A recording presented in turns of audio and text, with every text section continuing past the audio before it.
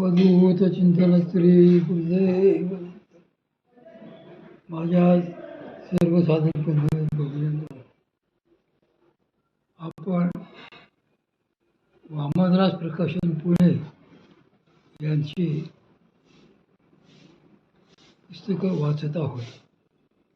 सध्या आपण परमपूज्य श्री दादा कवडे लिखित जो संती बसवेला ठावो हे साधकांसाठी अत्यंत उपयोग असलेले व अध्याय 6वाचा अभ्यास योग या दृष्टीने हे पुस्तक फार महत्त्वाचे आहे. काल आपण साधनेतून मिळणारे धैर्य पाहिले. आज वामन पंडितांची वाद. साधकांच्या अंतःकरणात उपजत बसणारे धैर्य हा एक मोठा गुण म्हणून सांगितलेला आहे. वास्तविक पाहता धैर्य हा आधी रजोगुणाचाच भाग असतो, पण तरीही सुरुवातीला साधकांसाठी तो आवश्यक गुण म्हणून सांगितला आहे. त्या रजोगुणाने धैर्य धरून साधक नियमितपणे साधना करू लागला की त्या योगी पुढे त्याला आत्मस्वरूपाचा साक्षात्कार होतो. त्याला असा साक्षात्कार झाला की त्याच्या ठिकाणी आपोआप निर्भयता उत्पन्न होते. कारण साक्षात्काराने तो आपल्या मूळ स्वरूपाशी आत्मस्वरूपाशी एकरूप झालेला असतो.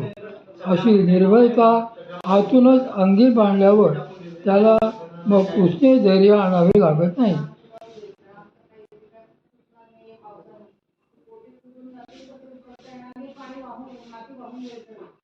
सात्विक वृत्ती त्याच्या ठिकाणी सहज उदयाला येते.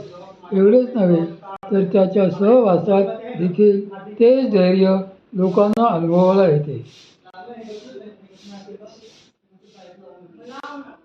अरे सावकाश बोला.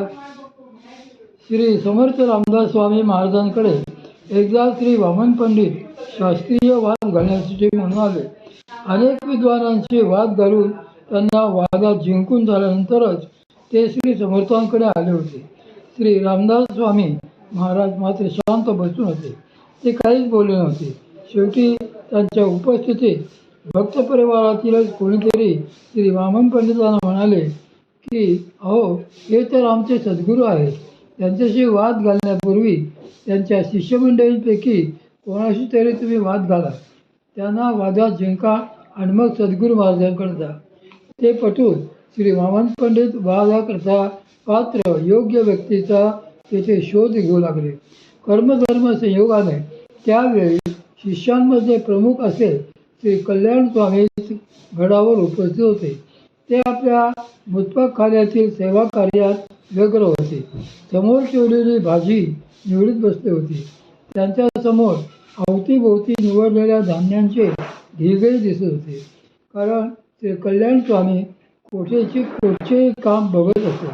श्री वामन पंडित त्यांना शोधत त्यांच्या समोर आले आणि आपण कशासाठी आलो आहोत हे सांगून त्यांच्याशी वाद घालण्यास सुरुवात केली. वादाचा पूर्वपक्ष श्री वामन पंडितांनीच मांडला. कल्याण स्वामींचा प्रश्न.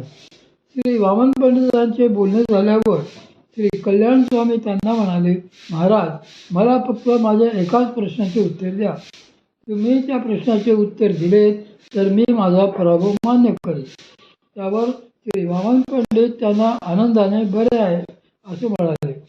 मग श्री कल्याण स्वामींनी बाजूच्या सुपाऱ्यांच्या एका ढिगातल्या काही सुपाऱ्या आपल्या ओंजळीत घेतल्या आणि ओंजळ झाकून श्री वामन पंडितांना विचारले की सांगा बघू, माझ्या ओंजळीत किती सुपाऱ्या आहेत ते. पंडितांनी त्यावर खूप विचार केला, पण कल्याण स्वामींच्या ओंजळीत किती सुपाऱ्या असतील ते काही त्यांना सांगता येईना. शेवटी विचार करून ते थकले आणि त्यांनी आपले हार मान्य केले. नाईलाजाने त्यांनी कल्याण स्वामींनाच विचारले की मी तर हारलो, आता तुम्हीच ओंजळ न उघडता सांगा बघू की ओंजळीत किती सुपाऱ्या आहेत. त्यावर श्री कल्याण स्वामी हसून म्हणाले, अहो वेगळे की काय तुम्ही, माझ्या ओंजळीत ओंजळभर सुपाऱ्याच आहेत. त्यांचे ते चातुर्याचे उत्तर ऐकून श्री समर्थांनाही त्यांचे फार कौतुक वाटले. श्री वामन पंडितांनी त्यांचे मोठे कौतुक केले. मोठमोठे पंडितही ज्यांच्या समोर जायला घाबरत अशा श्री वामन पंडितांनी शेवटी न राहून श्री कल्याण स्वामींना विचारले की काय हो, तुम्ही एवढे सहजपणे माझ्याशी वाद घालायला कसे काय तयार झालात? त्यावर कल्याण स्वामींनी त्यांना अत्यंत नम्रतेने उत्तर दिले की महाराज, ही तर आमच्या सद्गुरूंची कृपा, त्यांच्या श्रीचरणांची ही महती आहे. असा हा धैर्य नामक गुण विलक्षण असतो. श्री कल्याण स्वामी श्री वामन पंडितांसारख्या दिग्गजालाही मुळीच घाबरले नाही. संतांनी बसविलेल्या स्थानाचे, संतांनी वसती केलेल्या स्थानाचे असे महात्म्य असते. त्या स्थानामुळे त्या ठिकाणच्या आश्रय घेणाऱ्यांनाही धैर्य प्राप्त होते. संतांना त्यांनी बसविलेल्या स्थानाला शरण जाऊन जर का तुम्ही राहिलात तर तुम्ही कितीही भित्रे असा तुमच्या ठाई त्यांचे धैर्य आपोआप संक्रमित होते. शरणागतीचे धैर्य प्राप्ती आपल्या माऊलीतच श्री नारायणाच्या बाबतीत घडलेली एक हकीकत आहे. एकदा कर्मधर्म संयोगाने होळीच्या दिवशी संपूर्ण माऊलीत नारायण एकटाच होता. दुसरे कोणीही त्यावेळी माऊलीत नव्हते. परमपूज्य सद्गुरू श्री मामा परगावी गेलेले होते. मी पण त्यांच्याबरोबरच होतो. श्री शेंडे काका काकूही वसईला गेले होते. रात्रीच्या वेळी सगळी दारे बंद करून घेऊन नारायण एकटाच माऊलीत बसलेला होता.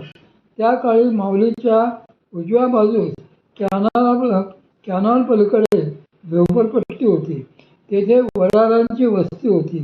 होळीच्या रात्री ते सगळे लोक एकत्र जमून दारू पिऊन आनंदनगरच्या रस्त्यावर आले आणि दारे ठोठावून घरोघरी पैसे मागू लागले. होता होता ते माऊलीच्या दाराबाहेर आले आणि मोठमोठ्याने ओरडून दार वाजवून पैसे मागू लागले. श्री नारायणाने आतून हळूच दाराबाजूच्या सिमेंटच्या जाळीतून डोकावून पाहिले आणि त्या लोकांना पाहून तो जाम घाबरला. दार न उघडता भीतीने तो परमपूज्य श्री मामांच्या कॉटखाली जाऊन लपला आणि तेथूनच तो परमपूज्य श्री मामांना प्रार्थना करायला लागला की मामा, मला वाचवा. हे सगळे लोक आता माऊलीत घुसून सर्व काही घेऊन जातील, मला वाचवा. तो असा जीवाच्या आकांताने परमपूज्य श्री मामांचा धावा करीत असतानाच एक आश्चर्यकारक घटना घडली. झोपडपट्टीतून त्या वडार लोकांच्या वस्तीतून कोणीतरी धावत येऊन त्यांना सांगायला आले की इथे ओरडत बसू नका, लवकर चला, आपल्या झोपड्यांना आग लागली आहे. ते समजल्यावर लगेच ती सगळी माणसे आपापल्या घराकडे पळत सुटली. ते लोक तेथे जाऊन पोहोचण्याआधीच सगळी वस्ती जळून खाक झालेली होती. ती माणसे निघून गेल्यावर मग कुठे नारायण कॉट करून बाहेर आला. आता त्याला हे प्रार्थनेचे धैर्य कोणी दिले? त्या अवघड प्रसंगी त्याला कोणी सांभाळले? तर श्री सद्गुरूंच्या अधिष्ठानामुळे आणि त्यांच्या पूर्ण शरणागतीनेच सगळ्या गोष्टी सांभाळल्या गेल्या. म्हणूनच श्री माऊली सांगतात की जो संती वसविला ठावो, संतोषासी सावावो, मना होय उत्साहो धैर्याचा. संतांनी वसविलेल्या ठिकाणी आपल्याला साधन संदर्भात आपोआप धैर्य प्राप्त व्हायला लागते. त्यामुळे अशा स्थानी गेल्यावर साधकाचा साधनेचा उत्साह वाढतो. मी येथेच राहिले पाहिजे आणि साधन केले पाहिजे असे त्याला त्या स्थानी त्याचे पाऊल पडताच वाटू लागते. संतांनी वसविलेल्या स्थानी राहिल्यास आपल्या साधनेच्या बाबतीतला धीर कधीही कसणार नाही. साधनेचे वैशिष्ट्य